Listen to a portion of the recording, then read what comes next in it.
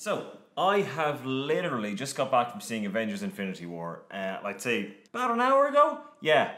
Whoo boy. People laughed, people cried, genuinely, and also came away with this. Thanos demands my silence. Well, you can fuck off, because the embargo's been lifted. Well lads, what's the crack? How are you getting on? So, yeah, a new setup here, as you can see, and as a result, I'm gonna do Sean's movie review, because it's always something I've wanted to do properly, but never actually sat down and did.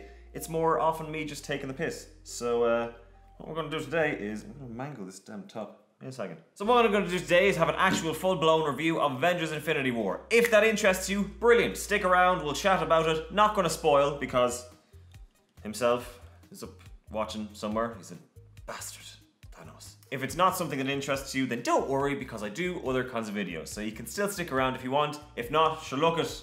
I won't hold it against you.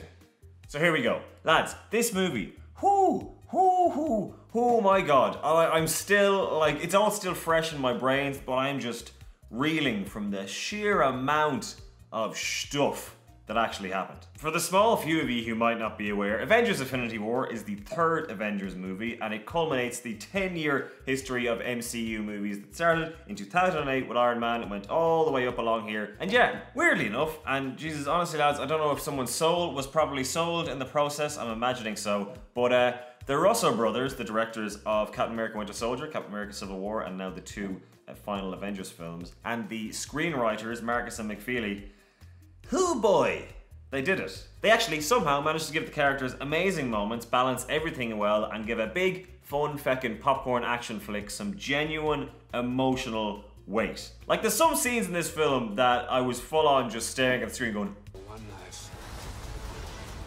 Ow, my jaw. I think my jaw is actually sore from all that jaw dropping that I did. So yeah, these four boys, two directors, two writers, are definitely superior in terms of handling this amount of characters and giving everyone time to shine and still bringing a nice, satisfying arc across the whole film. So yay, Marvel, well done on choosing the best people and to do the job for the thing.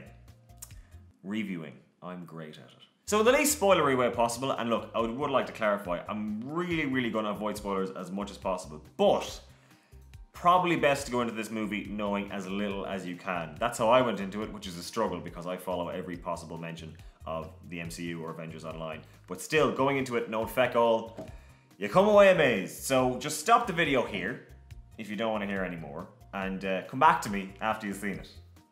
I'll wait here.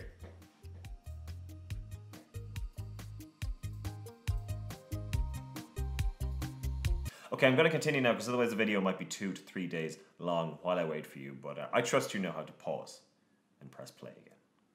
The movie kicks off right where Thor Ragnarok ended, which makes sense because Thor and Loki are on the giant ship coming away from Asgard, and all of a sudden the big bad Thanos' ship just comes upon them and they're like, oh no, that's bad. Now, one thing I was worried about was that the tone of Taika Waititi's Thor Ragnarok, which is just, it's great, but it's mental and out there and wacky and whatever. Didn't really know if that could translate well into the more serious tone that the Russos take, but weirdly, and again, this is just a credit to the four lads involved, they managed to maintain the character of Thor and Loki and the interaction they have and the humor they have, but adapt it to a way more serious situation where death is an actual thing that can fuck you up. Like, they make a point in this opening scene of saying, do you remember the way people get resurrected a lot of the time in Marvel movies? This movie, not gonna be like that. If you've watched any trailers or seen any posters or seen, lads, any bit of promotional material for this film, you'll realize there's three kind of main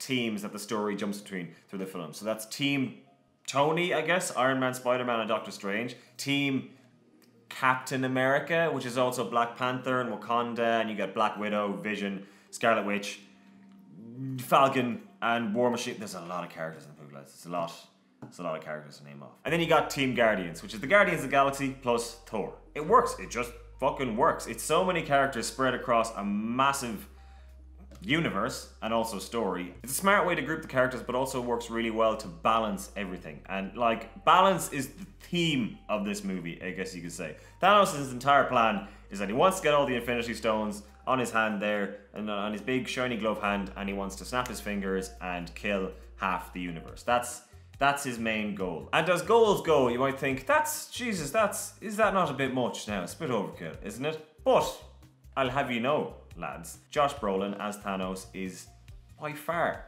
the best villain that the Marvel Cinematic Universe has ever produced. Some people might disagree with me on that, because in fairness, we did have Killmonger from Black Panther, which is pretty solid as well. But the sheer amount of depth and emotion they managed to get out of a giant, bald, purpley alien with a bit of a fiddly chin, it's very impressive. It's almost 50-50 Guardians and Avengers. Like, this could fully function as an entire Guardians sequel, which makes sense because you've got the daughters of Thanos, Gamora and Nebula. It was mentioned once or twice in the Guardians films, but they delve deep into it in this film, and it works so well. One of the best scenes in the film is, like, I can't say a single word about it, apart from the fact it involves Thanos and Gamora. Oh, and another character. Ooh, can't say who that is. But oh, I want to do a spoiler-filled video, but I can't. Can't talk about it until, I don't know, 2 or 3 weeks down the line. I definitely come out of the film and I keep comparing it in my head to Return of the King. This is the Return of the King of Marvel films, and I don't say that lightly, okay? For me, it's genuinely up there. It has that level of epic feeling with a real sense of come-togetherness. Words. They're really hard, okay, when you're this. Oh, and the ending. I'm not gonna say anything about it. I'm struggling. I'm like that GIF. I am that GIF. You know that GIF, the one I'm talking about? There it is on screen. The ending of this movie. I will say this, okay. The Russo brothers, if you've been watching any interviews with them, and also the marketing, lied. It flat out lied. There's a bunch of stuff that happens in trailers and TV spots and everything that's just not in the movie, or the opposite of it happens in the movie, which is probably, I think it was definitely a smart move. Fair play to them. Well done. But yeah, you get to the end of that, that's the only reaction I can give you. Also, definitely stay to the end of the credits. There is one end credit scene, and it's also all of these. All of them. I'm out of breath. I want to go see the movie again. Literally, as soon as I walked out, I wanted to walk back in and see it a second time, if not a third time. Now look, to all of you who might say, look, I'm not really into the MCU movies.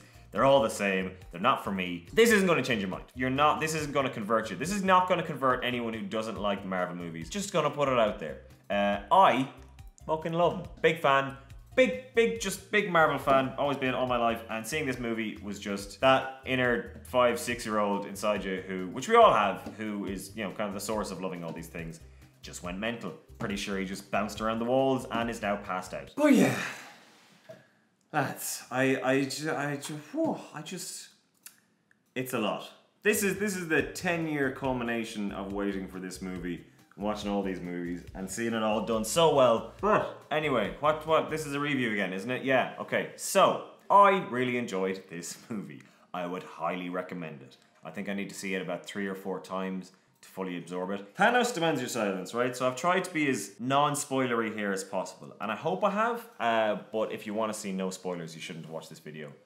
Anyway, if you have, sorry. Do please go see the movie and let me know what you think in the comments, or come back to me and go, Sean, you were wrong. It was only meh. And you know what? Whether it's mighty or meh, it's a good title. I'm gonna use that. Mighty or meh. Whether it was mighty or meh, I would love to hear what you think. I genuinely need to take like a break. I need to sit down. I am sitting down. As this movie broke me, but in like a good way. But I was just. If you enjoyed this movie review, please do be sure to like, share, and subscribe. I make new videos when I make new videos. Got a new backdrop, by the way. Got a lovely new setup. So hopefully you'll see more of that. Until then, lads, take care. Good luck. I'll talk to you again. Happy Avengering. I'm hungry now as well. Can you get so into a movie that you get hungry? That's weird. Anyway, bye-bye.